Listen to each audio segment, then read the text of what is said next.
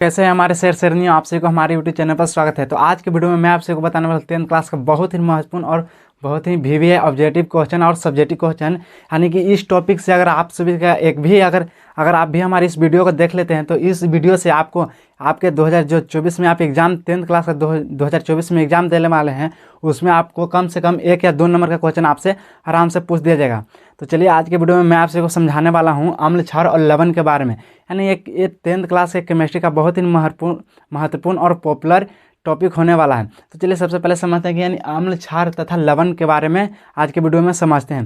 तो देखिए, सबसे पहले नंबर अगर आपसे एग्जाम में पूछ देता है कि बताइए अम्ल, क्षार तथा लवण से आप क्या समझते हैं, तो उसका डिफिनेशन किस तरह से लिखेंगे आज के वीडियो में मैं आप सभी को बताएंगे।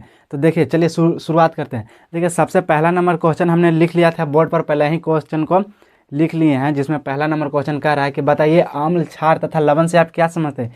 यानी कि जो क्वेश्चन हमको कह रहा है कि अम्ल, क्षार तथा लवण से आप क्या समझते हैं, तो हम लिखेंगे कि अम्ल, क्षार और लवण से हम ये समझते हैं कि अम्ल वैसा पदार्थ होता है, यानी कि जो अम्ल है वो ऐसा पदार्थ होता है जो स्वाद में खट्टा होता है। अम्ल वैसा पदार्थ होता है जो स्वाद में खट्टा होता है तथा नीला लिटमस पत्र होता है उसे लाल कर देता है। उसे क्या कर देता है? उसे लाल कर देता है। पहला का आंसर क्लियर हो गया, यानी कि अम्ल किसे कहते हैं, तो वैसा पदार्थ जो स्वाद में खट्टा होता है तथा नीला लिटमस पत्र को लाल करता है। अब दूसरा में लिखेंगे क्षारक। तो क्षारक का भी उसी तरह से हम डिफिनेशन लिखेंगे क्षारक भी वैसा पदार्थ होता है जो स्वाद में कड़वा, यानी जो क्षारक है जो ऐसा पदार्थ होता है जो स्वाद में कड़वा होता है तथा यह लाल लिटमस पत्र को नीला करता है। यानी कि कह रहा है कि क्षारक वैसा पदार्थ है जो स्वाद में कड़वा होता है तथा यह लाल लिटमस पत्र को नीला करता है। अब तीसरा नंबर देखते हैं लवण किसे कहते हैं। तो लवण का मतलब हो जाएगा कि अम्ल तथा क्षार आपस में मिलकर जिस पदार्थ का निर्माण करता है उसे लवण कहते हैं। यानी कि देखिए, हमने लिखा है कि लवण किसे कहते हैं, तो अम्ल तथा क्षार आपस में मिलकर जिस पदार्थ का निर्माण करता है उसे लवण कहते हैं। अब यहाँ पे ध्यान दीजिएगा कि अम्ल, क्षार तथा लवण के बारे में तो बता दें कि अम्ल का स्वाद कैसा होता है और क्षार का स्वाद कैसा होता है और लवण का स्वाद कैसा होता है और लवण कैसा होता है। अब समझते हैं कि अब अम्ल के अब दूसरा नंबर क्वेश्चन कहता है कि अम्ल के प्राकृतिक स्रोत एवं इससे प्राप्त होने वाले अम्ल को लिखें। यानी दूसरा बहुत ही महत्वपूर्ण क्वेश्चन है कि कह रहा है कि अम्ल के प्राकृतिक स्रोत और इससे प्राप्त होने वाले अम्ल को लिखें। तो देखिए, सबसे हम कुछ यहाँ पे 2 4 5 अम्ल को लिखे हैं, उसके प्राकृतिक स्रोत को लिखे हैं। तो देखिए, सबसे पहला नंबर लिखे हैं कि लाल चींटी से। तो लाल चींटी से कैसा अम्ल निकलता है, तो लाल चींटी से हम लोग को यहाँ फॉर्मिक अम्ल निकलता है। लाल चींटी से कैसा अम्ल निकलता है, तो लाल चींटी से हम लोग को फॉर्मिक अम्ल निकलता है। नेटल का डंक, यानी जो नेटल का डंक होता है उससे किस तरह का अम्ल निकलता है, तो उससे भी फॉर्मिक अम्ल निकलता है। अब अगला तीसरा नंबर है क्वेश्चन है कि सिरका से कौन सा अम्ल निकलता है, तो सिरका से एसिटिक अम्ल निकलता है। इमली से टार्ट्रिक अम्ल निकलता है। और सेब से कैसा अम्ल निकलता है, तो सेब से मौलिक अम्ल निकलता है। सेब से कैसा अम्ल निकलता है? मौलिक अम्ल निकलता है। और टमाटर से अगर पूछ दिया जाता है टमाटर से कैसे निकलता है? ऑक्जेलिक अम्ल। टमाटर से कैसा अम्ल निकलता है, तो ऑक्जेलिक अम्ल हो जाएगा। और नींबू से पूछेगा तो सिट्रिक अम्ल हो जाएगा। और दही से कहेगा तो लैक्टिक अम्ल हो जाएगा। कैसा हो जाएगा? लैक्टिक अम्ल हो जाएगा। ये आपको याद रखना है। ये जो अभी लिखा है अम्ल के प्राकृतिक स्रोत एवं इसके से प्राप्त होने वाले अम्ल को, इसको आपको याद कर लेना है। आपसे एग्जाम में पूछ देता है। यानी हाल फिलहाल में आपको जो सेंटर पे एग्जाम हुआ था उसमें भी बहुत सारे अम्ल के प्राकृतिक स्रोत और उससे किससे कौन प्राप्त होते हैं उसके बारे में पूछा था। तो आपसे संभावना जताया जा सकता है कि 2024 में जो आप सब 10th का एग्जाम देंगे उसमें अम्ल से हर एक साल एक न एक क्वेश्चन पूछा जाता है। तो आप ये याद कर लीजिएगा। अब देखिए, सबसे पहले तो आपको बताएं कि लाल चींटी से कैसा अम्ल निकलता है, तो लाल चींटी से फॉर्मिक अम्ल निकलता है। नेटल के डंक से फॉर्मिक अम्ल निकलता है। सिरका से एसिटिक अम्ल, इमली से टार्टिक अम्ल, सेब से मैलिक अम्ल, टमाटर से ऑक्जेलिक अम्ल और नींबू से सिट्रिक अम्ल निकलता है और दही से लैक्टिक अम्ल निकलता है। यहाँ तक समझ में आया। अब यहाँ से समझते हैं बहुत ही महत्वपूर्ण और वीवीआई क्वेश्चन के बारे में। अगर ये आपसे अगर ये आपको जो ये अगर आपको क्वेश्चन अगर आएगा, आप एग्जाम में आएगा, तो ये के नंबर के आएगा, कम से कम 2 नंबर के या 5 नंबर के आपको क्वेश्चन एग्जाम में भेंट करेगा। तो यानी कि इसको किस तरह से सॉल्व करेंगे, यानी कि क्वेश्चन हमको कह रहा है कि देखिए क्वेश्चन कहता है कि धातु के कार्बोनेट या धातु के बाइकार्बोनेट पर अम्ल के प्रभाव को लिखें। यानी कि जो हमको क्वेश्चन कहता है, देखिएगा ये बहुत ही महत्वपूर्ण क्वेश्चन है। कह रहा है कि धातु के कार्बोनेट या धातु के कार्बोनेट पर अम्ल के प्रभाव को लिखें। यानी धातु के कार्बोनेट और धातु के बाइकार्बोनेट पर अम्ल के प्रभाव को लिखें। तो अम्ल को प्रभाव को हमको किस तरह लिखना है, तो सबसे पहले तो यहाँ पे हम कुछ इसके बात को बना के हमको भी लिखना है। तो लिखेंगे कि धातु के कार्बोनेट पर या धातु के बाइकार्बोनेट पर अम्ल प्रवाहित करने से लवण तथा जल का निर्माण होता है। अम्ल धातु के कार्बोनेट या धातु के बाइकार्बोनेट पर अम्ल प्रवाहित करने से लवण तथा जल का निर्माण होता है तथा कार्बन डाइऑक्साइड गैस मुक्त होता है। यानी कि क्वेश्चन हमको कहा कि बताइए कि धातु के कार्बोनेट या बाइकार्बोनेट पर अम्ल के प्रभाव को लिखें। तो हम लिखेंगे कि धातु के कार्बोनेट या धातु के बाइकार्बोनेट पर अम्ल प्रवाहित करने से लवण तथा जल का निर्माण होता है तथा कार्बन डाइऑक्साइड गैस मुक्त होता है। तो इसका हमको अगर समीकरण लिखना हो जाएगा तो समीकरण हो जाए CaCO। इसका हमको अगर समीकरण लिखना है तो CaCO3 प्लस HCl प्लस इसका अगर समीकरण लिखेगा कहा जाएगा तो हमको लिखेंगे CaCO3 plus HCl plus H2O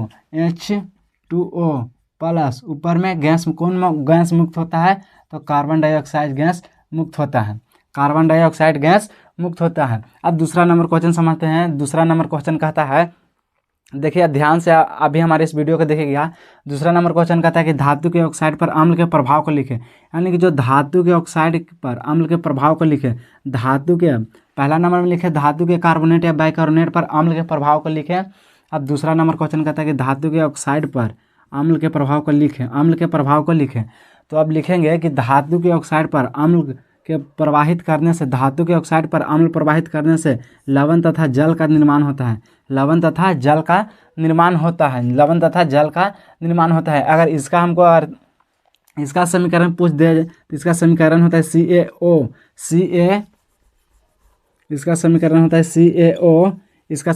होता है CaO प्लस HCl इधर हो जाएगा CaCl2 प्लस H2O हो जाएगा, प्लस इसका हो जाएगा H2O। यानी कि आज के वीडियो में मैंने आपको बताया कि सबसे तो पहले बताया कि अम्ल तथा क्षार से आप क्या समझते हैं। यानी कि अम्ल तथा क्षार से आप क्या समझते हैं, तो अम्ल से वैसा पदार्थ है जो स्वाद में खट्टा तथा नीला लिटमस पत्र को लाल कर देता है, उसे अम्ल कहते हैं। अब अगला नंबर क्वेश्चन आपसे पूछा जाए कि बताइए क्षारक क्या कहते हैं, यानी क्षारक क्या होता है या क्षारक का डिफिनेशन बताइए। तो क्षारक का डिफिनेशन हो जाएगा कि वैसा पदार्थ जो स्वाद में कड़वा होता है तथा यह लाल लिटमस पत्र को नीला करता है। अब अगला है तीसरा नंबर में है कि लवण क्या है, तो अम्ल तथा क्षार आपस में मिलकर जिस पदार्थ का निर्माण करता है उसे लवण कहते हैं। अब अगला नंबर क्वेश्चन आपसे पूछ दिया जाए कि बताइए अम्ल के प्राकृतिक स्रोत एवं उससे प्राप्त होने वाले अम्ल को लिखें। यानी कि अम्ल के प्राकृतिक स्रोत तथा उसे प्राप्त होने वाले प्राकृतिक अम्ल को लिखें। तो देखिए आपको हमने बताया कि लाल चींटी से फॉर्मिक अम्ल, नेटल की डंक से फॉर्मिक अम्ल, सिरका से एसिटिक अम्ल, इमली से टार्टिक अम्ल, सेब से मौलिक अम्ल, टमाटर से ऑक्जेलिक अम्ल, नींबू से सिट्रिक, दही से लैक्टिक अम्ल प्राप्त होता है। अब यहाँ पे अगला क्वेश्चन बताएं कि धातु के कार्बोनेट या बाइकार्बोनेट पर अम्ल के प्रभाव को लिखें। तो इसका आंसर हो जाएगा कि धातु के कार्बोनेट या धातु के बाइकार्बोनेट पर अम्ल प्रवाहित करने से लवण तथा जल का निर्माण होता है। धातु के कार्बोनेट या धातु के बाइकार्बोनेट पर अम्ल प्रवाहित करने से लवण तथा जल का निर्माण होता है तथा कार्बन डाइऑक्साइड गैस मुक्त होता है। अब दूसरा नंबर क्वेश्चन आपको बताएं कि धातु के ऑक्साइड पर अम्ल के प्रभाव को लिखें। यानी धातु के ऑक्साइड पर अम्ल प्रवाहित करने से लवण तथा जल का निर्माण होता है। इसका अगर हमको समीकरण लिखना होता है CaO plus HCl plus CaCl2 plus H2O हो जाएगा। अब अगला नंबर समझते हैं, यानी कि अब बहुत ही महत्वपूर्ण है कि pH स्केल तथा pH मान से आप क्या समझते हैं। यानी कि जो कह रहा है अगला नंबर क्वेश्चन कह रहा है ये कह रहा है कि बताइए पीएच स्केल तथा पीएच मान से आप क्या समझते हैं। पीएच स्केल तथा पीएच मान से आप क्या समझते हैं। तो इसका हम डिफिनेशन देंगे कि हाइड्रोजन आयन के सांद्रण के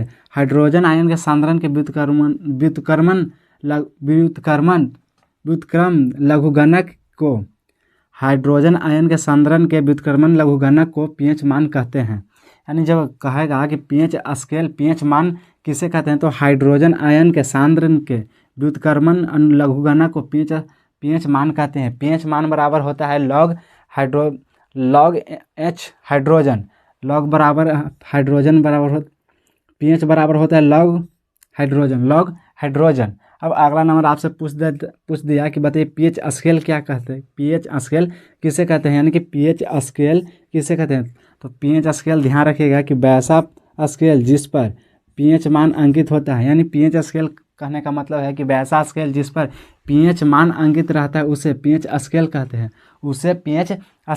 हैं। जिस पदार्थ का पीएच मान 7 से अधिक होता है वह क्षारीय, जिस पदार्थ का, देखिए यहाँ कह रहा है कि जिस पदार्थ का पीएच मान 7 से अधिक होता है वह क्षारीय तथा जिसका 7 से कम होता है वह अम्लीय प्रकृति का होता है, जिसका 7 होता है वह उदासीन होता है। यानी कि अगला हमने क्वेश्चन बताया कि पीएच स्केल तथा पीएच मान से आप क्या समझते हैं। यह क्वेश्चन आपको एग्जाम में पूछ भी सकता है, तो आपको ध्यान से देखना है। यानी कह रहा है कि पीएच स्केल तथा पीएच मान से आप क्या समझते हैं। तो देखिए पीएच सबसे पहले चलेंगे पीएच मान। तो पीएच मान का मतलब होता है कि हाइड्रोजन आयन के सांद्रण के व्युत्क्रमण लघुगणक को पीएच मान कहते हैं। पीएच बराबर होता है लॉग हाइड्रोजन प्लस में। अब लिखेंगे पीएच स्केल। पीएच स्केल क्या होता है, तो पीएच स्केल है वैसा पदार्थ जिसमें पीएच मान अंकित रहता है, उसे पीएच स्केल कहते हैं।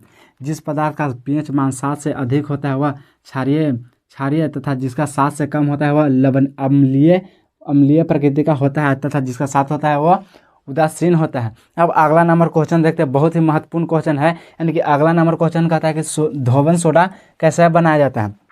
यानी कि जो हम लोग का अगला नंबर क्वेश्चन कह रहा है कि धोवन सोडा कैसे बनाया जाता है, इसके गुण तथा उपयोग को लिखें।